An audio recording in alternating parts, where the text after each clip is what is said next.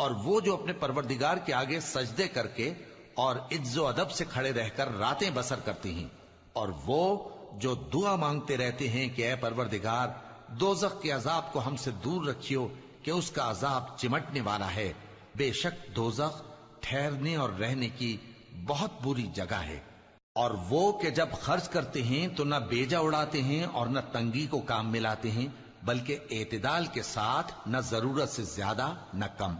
اور وہ جو اللہ کے ساتھ کسی اور معبود کو نہیں پکارتے، اور جس شخص کو مار ڈالنا اللہ نے حرام کیا ہے اس کو قتل نہیں کرتے مگر جائز طریق یعنی شریعت کے حکم سے، اور بدکاری نہیں کرتے، اور جو یہ کام کرے گا سخت گناہ میں مبتلا ہوگا۔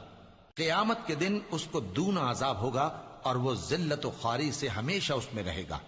مگر جس نے توبہ کی اور ایمان لایا اور اچھے کام کیے تو ایسے لوگوں کے